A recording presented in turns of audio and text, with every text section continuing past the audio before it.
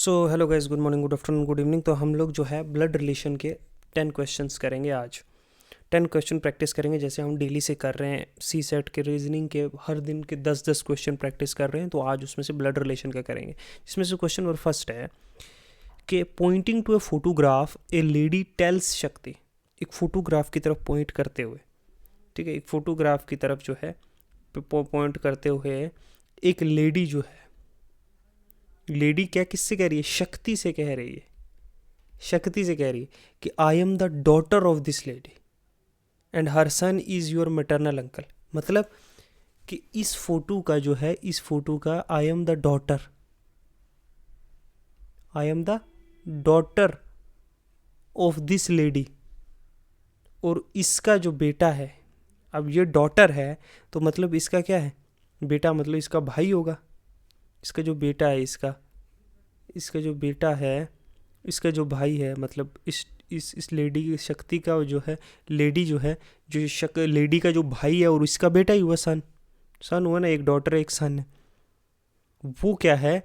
I am the daughter of this lady, मैं daughter हूँ इस लेडी की, और हर सन, इसका बेटा जो है, your maternal uncle. Maternal uncle मतलब समझे नहीं समझे? कि माँ की तरफ से मामू है। मतलब देखो, मैटरनल अंकल है, मतलब ये क्या है? ये जो है शक्ति, यहाँ ये है शक्ति, शक्ति, शक्ति ये। How is speaker related to Shakti's father? Speaker कैसे रिलेटेड है शक्ति के फादर से?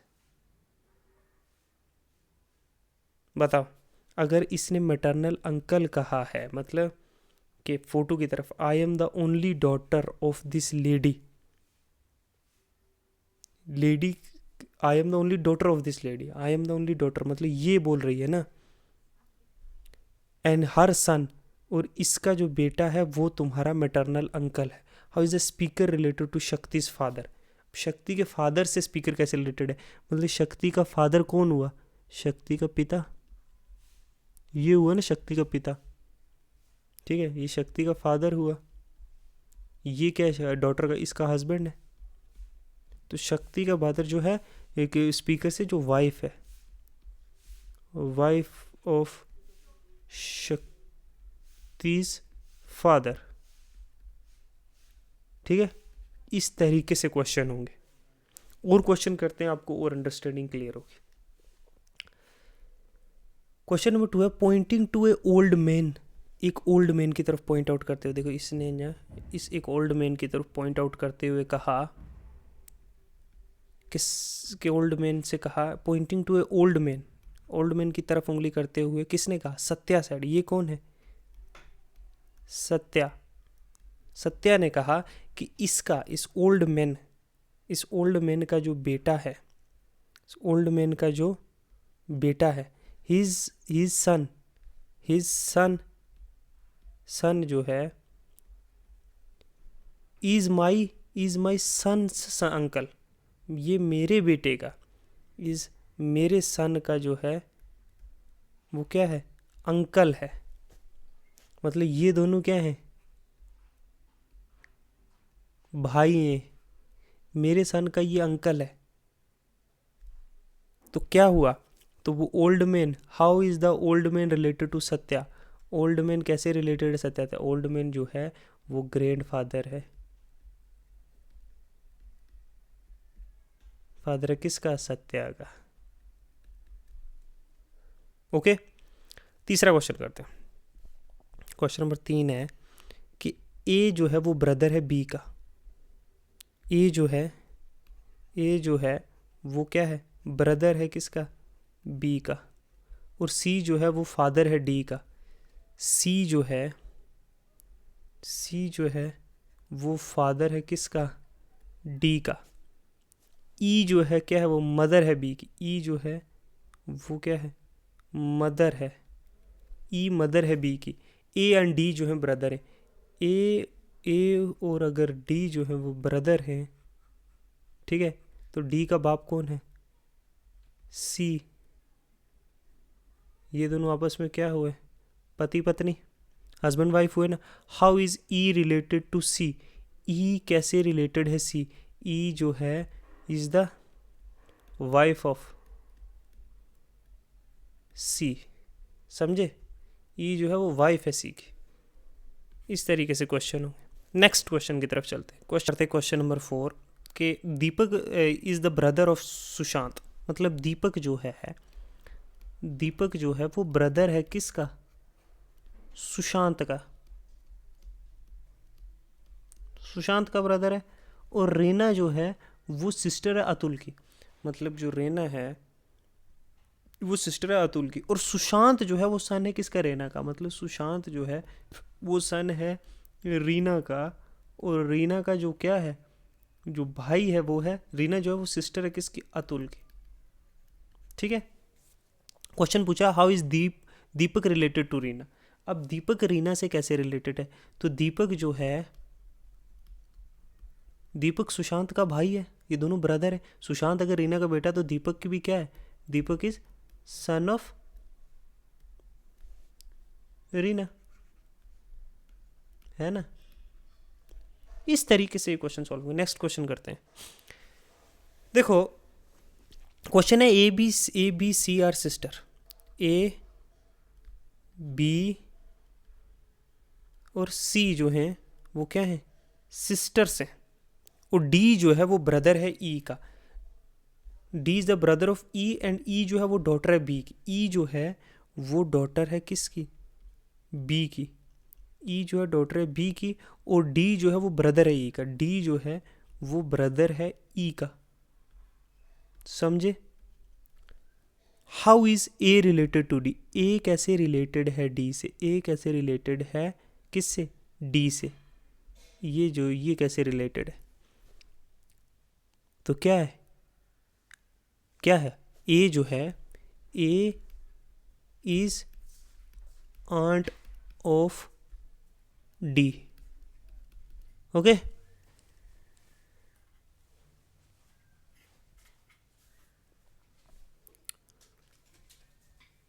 ओके, नेक्स्ट क्वेश्चन करते हैं। क्वेश्चन नंबर 6 कि introducing a man to her husband. Introducing a man to her husband a woman said. इस वुमेन ने एक मैन को अपने हस्बैंड को इंट्रोड्यूस कर रही है। इंट्रोड्यूस कर रही है किसको? हस्बैंड को। इस मैन को, ठीक है, इस मैन को इंट्रोड्यूस कर रही है अपने हस्बैंड से। और कह रही है कि जो इस मैन का, देखो, हिज ब्रदर, कि इस मैन का जो है भाई है, ब्रदर। इस मैन का जो भाई है, ब्रदर है, वो क्या है? इस मैन के जो भाई, हिज ब्रदर्स फादर, इसके ब्रदर का जो बाप है, फादर है, he is the only son है हमारे माई ग्रैंड फादर। इंट्रोड्यूस करते हुए कहा कि इस आदमी का जो भाई है उसके बाप जो है इकलौता बेटा है हमारे दादा का।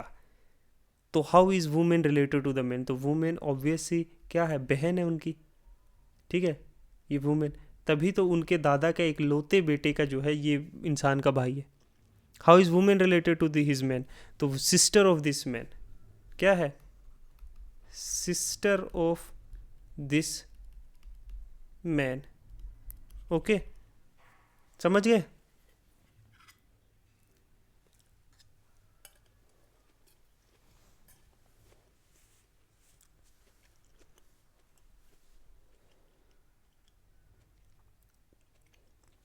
नेक्स्ट क्वेश्चन करते हैं। नेक्स्ट क्वेश्चन है, अगर ए जो है वो ब्रदर है बी का।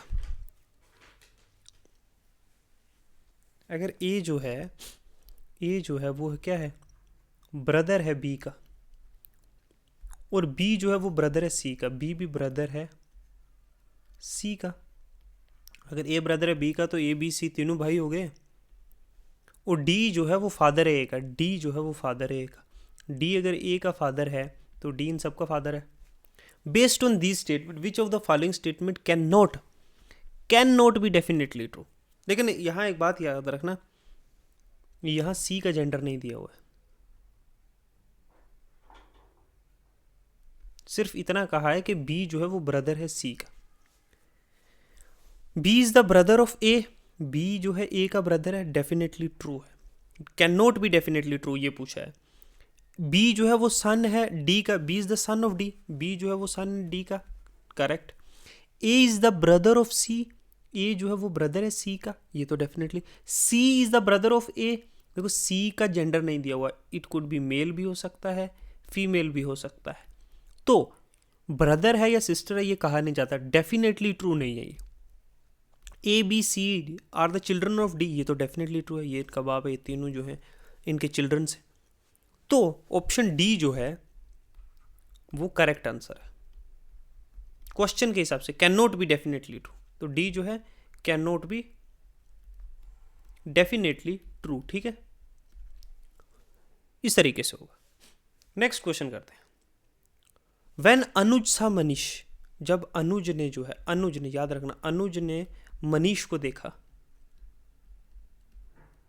उससे याद आया, किसको याद, अनुज को याद आया कि ये जो है he is the son of the father of my daughter's mother, कि वो क्या है, ही इज द, मनीष जो है वो सन है, he is the son of the father, Manish जो है वो क्या है, सन है, किसका, मेरी डॉटर की जो मदर है उसके बाप का लड़का है, मतलब मेरी जो मनीष है, देखो मेरी जो डॉटर है उसकी मदर, मतलब अनुज जो है उसकी जो डॉटर है, ऑफ माई, देखो ऑफ माई डॉटर्स मदर, इसकी डॉटर्स की मदर, मतलब इसकी वाइफ हुई ना, जो वाइफ या फिर ये मदर है, इसकी डॉटर है ना, कि मेरी डॉटर्स के अनुज जो है ही वो सन है मेरी डॉटर की मदर के बाप का, मेरी डॉटर की मदर के बाप का, समझ ले, इस तरीके से आएगा कि अनुज जो है, अनुज ये कह रहा है कि मनीष जो है, मतलब अगर मैं आपको समझाऊं तो ये इस तरह होगा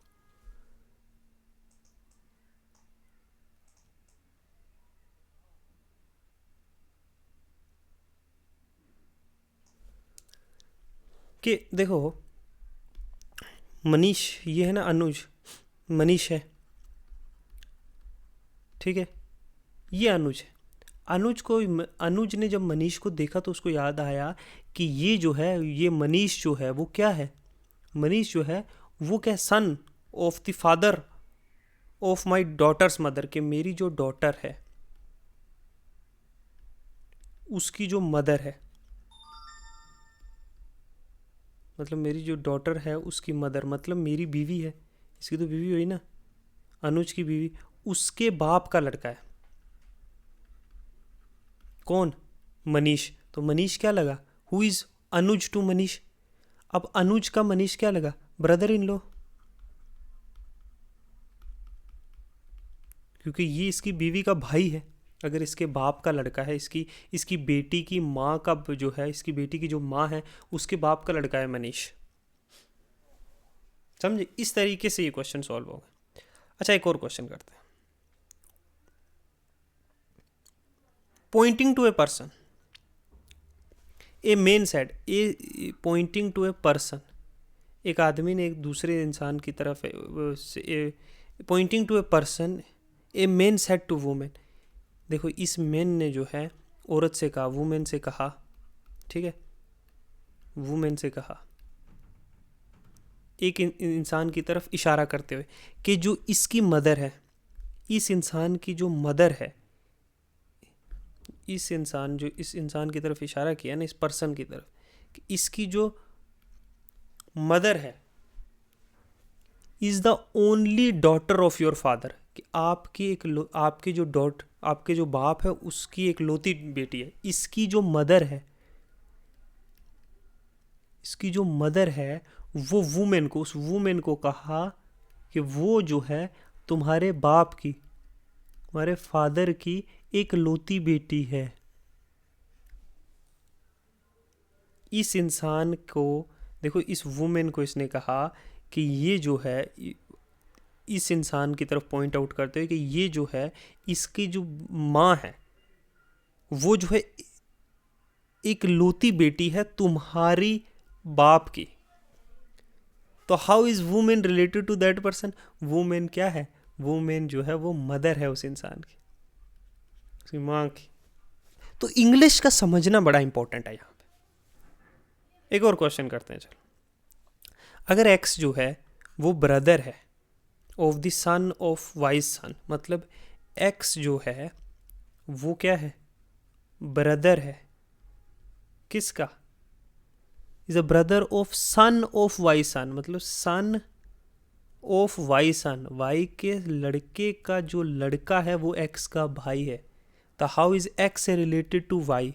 एक्स जो है वो ग्रैंड सन है वाई का। इसमें पूछा है इफ एक्स जो है वो ब्रदर है, is a brother of son of Y's son. देखो, brother of son of Y's son, मतलब सन ऑफ वाई के सन का लड़के का जो भाई है वो है एक्स, तो ग्रैंडसन ऑफ वाई हुआ ना। इस तरीके के ब्लड रिलेशन में क्वेश्चन आएंगे। अगर आप कंटिन्यूसली प्रैक्टिस करोगे तो ही ये क्वेश्चन, नहीं तो वहाँ जाके आप क्वेश्चन तो सोल्यूशन निकाल लोगे, आप ब्लड रिलेशन के क्वेश्चंस को आप करेक्ट आंसर्स भी निकाल लोगे। आउट ऑफ 100 जो है 70% जो है 70 बार जो है आप जो है करेक्ट आंसर भी निकाल लोगे। बट इस तरह के क्वेश्चंस जो है आपको सही या गलत करने के लिए नहीं, आपका टाइम कंज्यूम करने के लिए होता है,